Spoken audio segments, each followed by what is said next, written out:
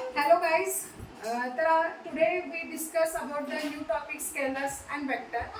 In 11th state board exam, in 11th state board book, this topic name is mathematical method, and in NCERT syllabus, the topic name is motion in plane. So half part of this topic in motion in plane related to scalars and vectors. So first we study about the what is meant by scalar quantity, and after that what is meant by vector quantity. तर तुम्ही 8, 9, 10 ला पण scalars आणि vector ह्याच्याशी related basic definition at least माहीत असेल. So what is mean bye scalar quantity, what is mean by vector quantity. So first we know that what is meant by scalar quantity, that is this is one of the type of physical quantity. So this type based on the physical quantity depends on magnitude as well as direction. So the physical quantity which depends on only magnitude is called as a scalar quantity. The physical quantity which depends on magnitude only is called as a scalar quantity. आता magnitude म्हणजे नेमकं काय meaning आहे किंवा magnitude कशाला म्हणायचं, magnitude कसं define करायचं. Basically first we study about the what is mean by concept of magnitude. तर मॅग्नेट्यूडचा याचा अर्थ for example, so we have to consider length. So length is a physical quantity, so which is one of the fundamental physical quantity. So fundamental physical quantity that is length. आता समजा आपल्याला length measure करायची, for example chalk. समजा चॉकची length measure करायची. So length of chalk is 5 centimeter. If you consider length of chalk is 5 centimeter. So in that case 5 is a number and centimeter is unit of that corresponding physical quantity length. तो दोनों मिला के जो भी term create होती है 5 centimetre, that is magnitude of length. तो इस 5 सेंटीमीटर को हम मैग्नीट्यूड लेंगे. So 5 centimeter is magnitude of that corresponding physical quantity and physical quantity length. One of the second example, mass. For example, mass of chalk. If mass of chalk is a 10 gram, 10 gram is mass of chalk. So 10 is a number, gram is a unit of that corresponding physical quantity यानी कि physical quantity mass. Mass unit होता है ग्राम, CGS वाला unit होता है ग्राम होता है. सो 10 है नंबर है, ग्राम है यूनिट है. नंबर और यूनिट दोनों मिलाकर जो भी टर्म जनरेट होती है उसे हम मैग्नीट्यूड कहते हैं. So in this two examples length and mass, these are the physical quantities. या इसका मतलब ऐसा नहीं कि वो सिर्फ फंडामेंटल होनी चाहिए और डिराइव्ड होनी चाहिए, व्हाटएवर जो भी फिजिकल क्वांटिटी होगी. So physical quantity is measure in terms of number and unit. तो दोनों मिला के जो भी टर्म जनरेट होते हैं इसे हम मैग्नीट्यूड कहते हैं. So 5 centimeter, 5 is a number, centimeter is a unit. So that is called as a magnitude. और जो भी physical quantity सिर्फ magnitude पे depend होती है उसे हम scalar quantity कहते हैं. इसके लिए कोई direction का मालूम होना, it is not necessary for the explanation of any physical quantity. So that physical quantity depends on only magnitude, that is called as a scalar quantity. One more example is the area. So basic formula of area is length into breadth. So this is the length into breadth of formula for area. So अगर कोई भी term का हमें area calculate करना है तो हमें सिर्फ लेंथ और ब्रेड्थ का जो भी उसका डाटा है वो मालूम होना चाहिए. उसका डायरेक्शन कौन सी, इस डायरेक्शन में कौन सा है, वेस्ट डायरेक्शन में कौन सा है. It is not necessary to the explanation to the determination of area of any corresponding region. So we have to just know that length and breadth. So that is length in terms of magnitude, breadth which is in terms of magnitude. So area is depends on magnitude of physical quantity. So that is area is called as a scalar quantity. For example, one of the example is a density. Density is one of the physical quantity which is also derived quantity. तो density का formula क्या होता है, mass upon volume. So it is a formula for density. तो density mass और volume पे depend है. अगर हमें मास की वैल्यू मालूम है, डेंसिटी वॉल्यूम की वैल्यू मालूम है, तो हम डेंसिटी फाइंड आउट कर सकते हैं. तो डेंसिटी फाइंड करने के लिए जो भी कोई ऑब्जेक्ट दिया है, जो भी कोई मटेरियल दिया है, उसका डायरेक्शन मालूम होना it is not necessary. So density is depends on mass and volume, that is density is depends on only magnitude. So the physical quantity which depends on magnitude only, that is called as a scalar quantity.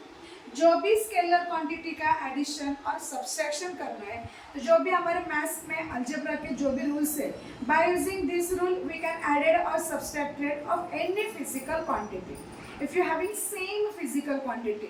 So like by using principle of homogeneity which are seen already in 11th first topic units and measurement.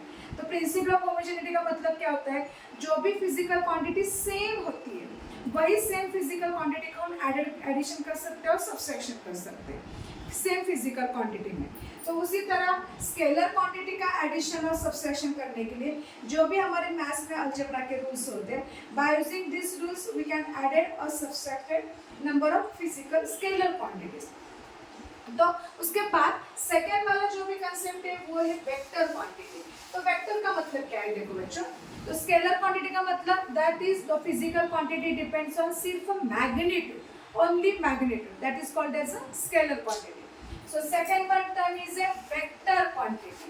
Vector quantity, तो vector quantity का मतलब क्या होता है, vector quantity means the physical quantity which depends on magnitude as well as direction. The physical quantity which depends on magnitude as well as direction, that physical quantity is called as a vector quantity. So scalar quantity, vector quantity, ये दोनों भी physical quantity के type है, लेकिन ये दोनों type किस base पे है? These are the type based on the quantities which are depends on magnitude and direction for their measurement purpose. So related to this, so physical quantity divided into two ways. One is scalar quantity, second one is a vector quantity. So in previous concept, scalar quantity we know very well. Those quantity depends on only magnitude. So length, mass, time होगा, temperature होगा, area, density, volume, work, power. So these are the scalar quantities. These are depends on only magnitude. Now we study about the vector quantity. That is the physical quantity depends on magnitude as well as direction, that is called as a vector quantity. The physical quantity depends on magnitude and direction. Magnitude को भी मालूम होना जरूरी है और उसके साथ उसका डायरेक्शन भी मालूम होना जरूरी है।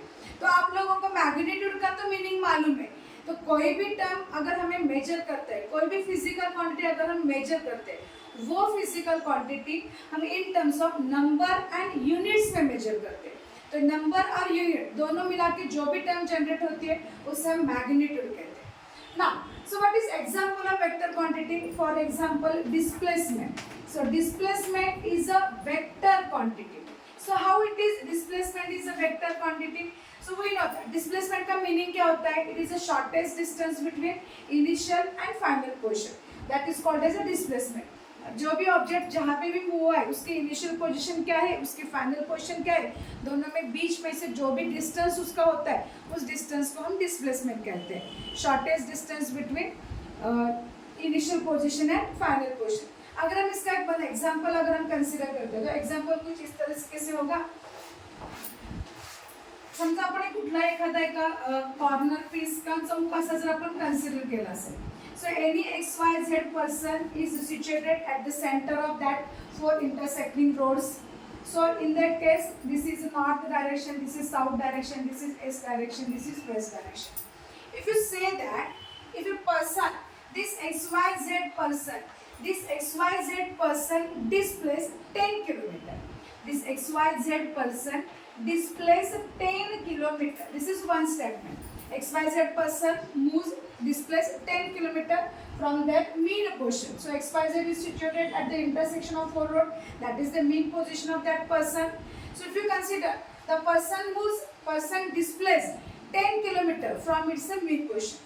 तो बोलो इसका फाइनल पोजीशन क्या होगा, फाइनल लोकेशन क्या होगा? अगर इस XYZ पर्सन का डिस्प्लेसमेंट 10 किलोमीटर इतना हुआ तो 10 किलोमीटर ये क्या है? डिस्प्लेसमेंट की वैल्यू, यानी कि डिस्प्लेसमेंट का मैग्नीट्यूड मैंने यहाँ पे बोला है।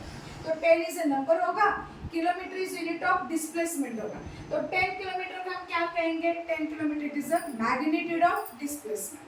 ओके, तो ये जो डिस्प्लेसमेंट वाली टर्म है, डिस्प्लेसमेंट के लिए मैंने यहाँ पे मैग्नीट्यूड बोला है, पर्सन का डिस्प्लेसमेंट कितना हुआ है? 10 किलोमीटर डिस्प्लेसमेंट हुआ है। तो मुझे बताओ उस XYZ पर्सन के फाइनल लोकेशन कहाँ पे होगी? अब बता सकते हो? नहीं, यस, कि मैंने सिर्फ बोला कि यो पर्सन 10 किलोमीटर मीन पोजीशन के यहाँ से डिस्प्लेस हुआ है, लेकिन वो पर्सन कौन से डायरेक्शन में गया है वो तो मैंने नहीं बताया। तो सेकंड वाला स्टेटमेंट देखो, तो by using this statement we cannot understand what is the final location of that person.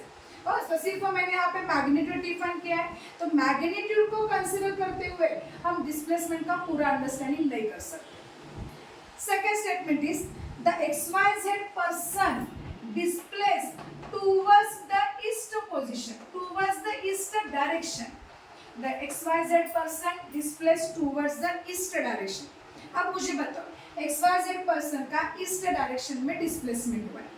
मैंने यहाँ पे सिर्फ it moves towards the east direction, मैंने यहाँ पे सिर्फ उस पर्सन का डिस्प्लेसमेंट ईस्ट डायरेक्शन में हुआ है इतना ही सिर्फ बोला है। तो पर्सन ईस्ट डायरेक्शन में मूव हुआ है, तो आप इस स्टेटमेंट के आधार पर बता सकते हैं कि उसकी फाइनल लोकेशन पे कहाँ है। नहीं, मैंने सेकेंड स्टेटमेंट में उसका डायरेक्शन बोला, लेकिन उसने कितना डिस्टेंस कवर किया, उसका कितना डिस्प्लेसमेंट हुआ है, उसकी कितनी मैग्नीट्यूड है, ये मैग्नीट्यूड वाली टर्म मैंने सेकेंड एग्जांपल में सेकेंड स्टेटमेंट में नहीं बता दी। तो इसका मतलब अगर मैंने सिर्फ डायरेक्शन भी बोला तब भी आप डिस्प्लेसमेंट का टर्म प्रॉपर अंडरस्टैंडिंग नहीं कर सकते। तो मुझे डिस्प्लेसमेंट के लिए सिर्फ मैग्नीट्यूड बता दिया, सिर्फ डायरेक्शन बता दिया, इस दोनों बेस पे मैंने डिस्प्लेसमेंट का प्रॉपर अंडरस्टैंडिंग नहीं हुआ। अगर मैंने थर्ड वाला स्टेटमेंट अगर इस तरह से कुछ कर दिया कि XYZ जो भी पर्सन है, this XYZ person displace 10 kilometre towards east direction, XYZ person displace towards east direction.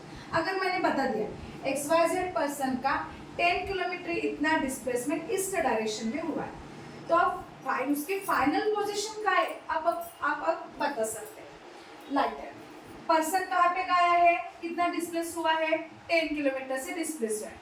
इसकी स्टार्टिंग पोजीशन क्या है, ये जो फोर रोड का जो भी इंटरसेक्शन वाला पार्ट है वो उसका स्टार्टिंग पॉइंट है, वो इसका इनिशियल पोजीशन। तो पर्सन इनिशियल पोजीशन से ईस्ट डायरेक्शन में उसका 10 किलोमीटर का इसका डिस्प्लेसमेंट। तो 10 किलोमीटर ये क्या है, मैग्नीट्यूड। डिस्प्लेसमेंट का मैंने मैग्नीट्यूड बता दिया। और this person moves towards the east direction, तो ईस्ट डायरेक्शन बोला तो मतलब इसका मैंने डायरेक्शन बोला। तो डिस्प्लेसमेंट टर्म एक्सप्लेन करने के लिए, उसका प्रॉपर अंडरस्टैंडिंग होने के लिए मुझे उसका मैग्नीट्यूड का भी मालूम होना जरूरी है, और वो कौन से डायरेक्शन में मूव हुआ है उसका डायरेक्शन भी मालूम होना जरूरी है। तो डिस्प्लेसमेंट टर्म एक्सप्लेन करने के लिए magnitude and direction both terms are necessary. So that's mean displacement is a depends on magnitude and direction, so that's why displacement is called as a vector quantity. तो जो भी कौन सी भी physical quantity है अगर वो डायरेक्शन और magnitude दोनों पे डिपेंड करती है तो उसे हम वेक्टर क्वांटिटी कहते हैं। जो भी फिजिकल क्वांटिटी सिर्फ मैग्नीट्यूड पे डिपेंड करती है उसे हम स्केलर क्वांटिटी कहते हैं। जो भी फिजिकल क्वांटिटी हम मैग्नीट्यूड और डायरेक्शन पे डिपेंड करते हैं उसे हम वेक्टर क्वांटिटी कहते हैं। ओके गाइस, चलो तो डिस्प्लेसमेंट के साथ साथ और कौन से एग्जांपल है वेक्टर क्वांटिटी के, तो आगे वाला एग्जांपल होगा वेक्टर क्वांटिटी का वेलोसिटी है। Velocity is a vector quantity. Velocity होगा, एक्सेलरेशन होगा, फोर्स होगा, ये जो भी क्वांटिटीज है वो क्वांटिटीज, मोमेंटम है, एंगुलर मोमेंटम है, टॉर्क है, फोर्स है। So these are the some of the examples of vector quantity. आता कोणती क्वांटिटी स्केलर आहे आणि कोणती क्वांटिटी वेक्टर आहे हे त्या क्वांटिटीच्या फॉर्म्युल्यावरून आपण डिफाइन नाही करू शकत। त्यासाठी त्या क्वांटिटीचं किंवा तो जो काही क्वांटिटी फिजिकल क्वांटिटी त्या फिजिकल क्वांटिटीचं प्रॉपर मीनिंग जर आपल्याला माहित असेल that time we say that oh yes this is the scalar quantity or this is the vector quantity. आता ज्या राहिलेला फिजिक्स जसं जसं पुढचे टॉपिक कव्हर होत जातील तशा ज्या ज्या तुम्ही नवीन क्वांटिटीज त्या ठिकाणी शिकत जाल त्या प्रत्येक क्वांटिटीचं तुम्हाला ज्यावेळेला मीनिंग क्लिअर होईल त्या मीनिंगवरून तुम्ही डिफाइन करू शकाल की हां ती स्केलर आहे का वेक्टर आहे ते। फॉर्म्युल्यावरून आपण जज नाही करू शकत की yes this is a scalar quantity this is vector quantity. Okay, so basically, so scalar quantity depends on magnitude और vector quantity depends on direction. तो vector quantity के लिए उसका direction मालूम होना जरूरी है। तो जब हम स्केलर क्वांटिटी के एडिशन सब्सट्रैक्शन के लिए जो भी मैथ्स वाले अलजेब्रा के रूल्स यूज करते हैं वही रूल हम वेक्टर क्वांटिटी के एडिशन और सब्सट्रैक्शन के लिए हम यूज नहीं कर सकते। क्यों नहीं कर सकते? बिकॉज ऑफ वेक्टर क्वांटिटी के लिए उसका डायरेक्शन मालूम होना जरूरी होता है। इसलिए वेक्टर क्वांटिटी का एडिशन सब्सट्रैक्शन के लिए हम मैथ्स वाले अलजेब्रा के रूल्स हम यहाँ पे नहीं यूज कर सकते। दूसरी वाली जो भी वेक्टर क्वांटिटी है, वेक्टर क्वांटिटी रिप्रेजेंट किस तरह से किए जाते हैं? जो भी वेक्टर क्वांटिटी अगर हमें रिप्रेजेंट करना है तो वेक्टर क्वांटिटी हम रिप्रेजेंट करेंगे कुछ इस तरह से। For example we say that vector a bar, so this is the vector quantity, draw arrow above it. जो भी फिजिकल क्वांटिटी है उसका सिंबॉलिकली अल्फाबेट ले लो और उसके ऊपर एरो ले लो। सो जो भी हमारा हम एरो ड्रॉ करते हैं उस एरो से हम वेक्टर क्वांटिटी को रिप्रेजेंट करते हैं। तो वेक्टर क्वांटिटी को मैग्नीट्यूड और डायरेक्शन दोनों रिप्रेजेंट करना होता है। तो जो भी हमारा एरो है, एरो की जो भी लेंथ है वो लेंथ का मतलब उस वेक्टर क्वांटिटी का मैग्नीट्यूड होता है। और जो भी हमारा एरो है, एरो का मतलब उस वेक्टर क्वांटिटी का डायरेक्शन होता है। लेंथ का मतलब वेक्टर क्वांटिटी का मैग्नीट्यूड होगा, डायरेक्शन का मतलब जो भी एरो है उस एरो का मतलब वेक्टर क्वांटिटी का डायरेक्शन होता है। अगर हम कुछ इस तरह से करें, वेक्टर हमारा ए बार कितना है? अगर वेक्टर हमारा 5 सेंटीमीटर उसका डिस्प्लेसमेंट है तो 5 सेंटीमीटर के लिए एरो हम अगर कुछ इस तरह से दिखाते सो ए बार इज इक्वल टू क्या होगा हमारा 5 सेंटीमीटर। तो ये वाला लेंथ हमारा उस वेक्टर क्वांटिटी का मैग्नीट्यूड रिप्रेजेंट करेगा। अगर हमने सेकंड वाला बी बार वेक्टर कंसीडर किया, उसका लेंथ अगर 3 सेंटीमीटर हम कंसीडर करेंगे तो 3 सेंटीमीटर के लिए उससे कम वाला एरो हम यहाँ पे ड्रॉ करेंगे। तो इसकी लेंथ क्या होगी 5 सेंटीमीटर, उसकी लेंथ क्या होगी 3 सेंटीमीटर। अगर दोनों का डायरेक्शन यहाँ पे सेम है। कुछ हम इस तरह से भी ड्रॉ कर सकते हैं, लेकिन डिपेंड्स ऑन उसका डायरेक्शन कौन से हिसाब से, उस हिसाब से उसका डायरेक्शन ड्रॉ करेंगे।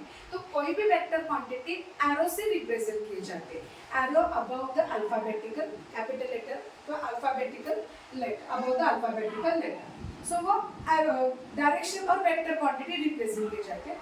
तो वेक्टर क्वांटिटी का जो भी मैग्नीट्यूड होता है, सो वेक्टर क्वांटिटी के लिए A bar is a vector quantity और उसका जो भी मैग्नीट्यूड होगा वो मैग्नीट्यूड हम मॉड में रिप्रेजेंट करेंगे। सो मॉड ऑफ वेक्टर ए बार, इसका मतलब जो भी ए बार वेक्टर है उसका मैग्नीट्यूड होगा हमारा मॉड ऑफ ए बार। और we can write just as like A, mod of A bar of A. ये दोनों उस वेक्टर क्वांटिटी का मैग्नीट्यूड हो सकता है। इस तरह से हम उसे प्रेजेंट कर सकते हैं। Okay guys, do you understand scalar quantity and vector quantity? Okay.